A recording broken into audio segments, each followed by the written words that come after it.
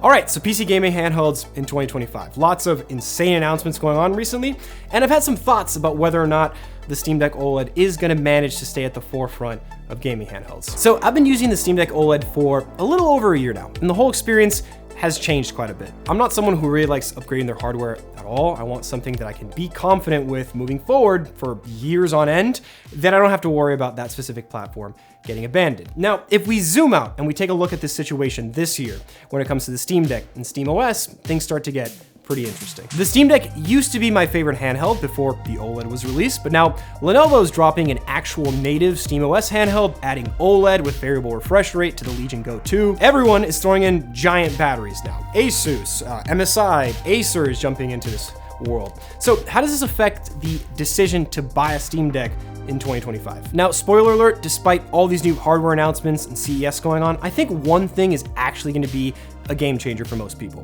There are a few big reasons for me why I continue to find myself picking up the Steam Deck compared to everything else. And it first starts with looking at the competition.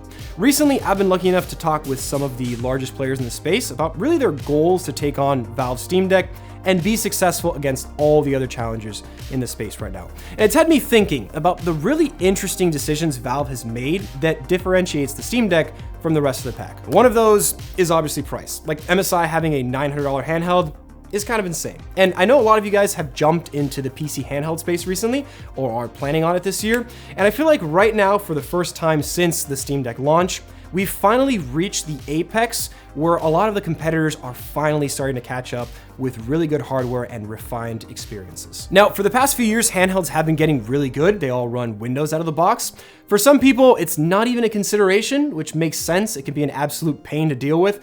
It's always had its quirks. SteamOS delivers that awesome native console experience. Like, go back and see the vision Valve had for the Steam machines, and it's almost like that dream is finally becoming a reality. Lenovo is dropping the first handheld ever developed in partnership with Valve that will run SteamOS natively, which makes it a pretty big deal. One of my biggest reasons to choose a Steam Deck was that experience. Valve has worked meticulously over the years to refine that experience and make it a streamlined platform that you can rely on. Windows can be great for flexibility and support it offers, but it also completely blows if you just want to pick up a device without being hit with constant updates, and just navigating that OS on a handheld is rough sometimes. So Valve created an environment which is friendly to those PC gamers and console gamers who don't care if it's not blazing fast hardware, but a good experience. And for the past years, the reason I've chosen a Steam Deck is more than just performance. I think we all know this at this point. The Steam Deck is not shattering any graphics records. It's not going to offer the highest resolutions, the highest refresh rates. It's not a performance-driven handheld. So if you want the latest and greatest games that just came out, it's probably not the best choice. At the same time, I feel like 2024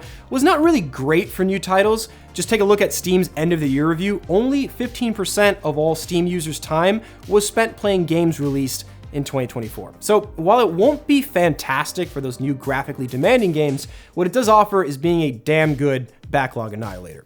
And as of right now, I know that I can have confidence knowing Valve will be supporting this platform and hardware going into the future. I choose to pick this up sometimes because I know it's a comfortable place that I can experience older titles that I have yet to touch. And being aware of the performance restrictions keeps you trying titles that I would have never touched, like certain indie games that excel in this form factor. Now, does that mean you can't do that with any of the other handhelds? Absolutely not. But I do feel like this year is the first year that the Steam Deck is really gonna get challenged. And from Valve themselves, opening the door and releasing SteamOS for everyone to use, the work they've put into adding an OLED display and getting HDR to work on Linux just hits different. Having infinite contrast, 90 Hertz in a form factor that has only gotten easier to repair has pushed this industry further towards releasing quality repairable hardware.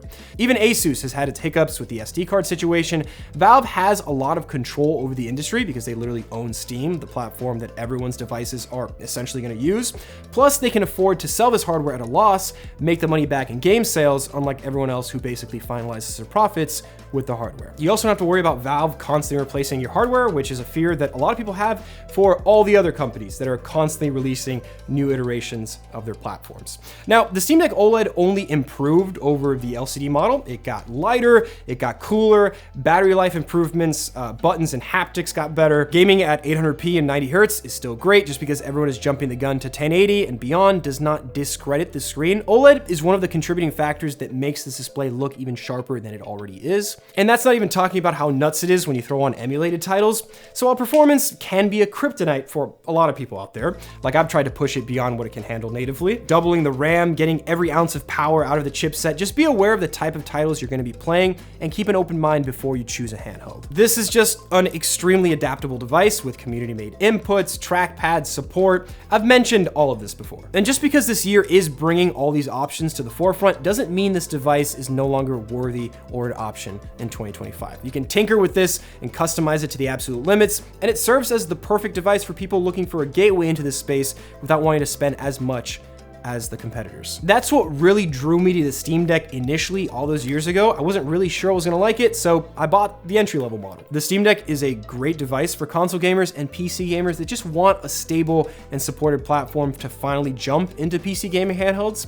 I'll be comparing it head-to-head against all the big players going into this year, but only having more options and more competition means we, the consumers, get better products. Some people will want the more powerful devices, but the OLED Steam Deck is still a killer choice. It's proven, it's reliable, it's not outrageously priced compared to all the new competitors in the space right now. So those are kind of my thoughts going into 2025 with CES and Lenovo, Asus, MSI, Acer, Gigabyte, everyone releasing handhelds, releasing challengers, kind of mixing up the space and making this decision a little bit more difficult. So hopefully that cleared things up.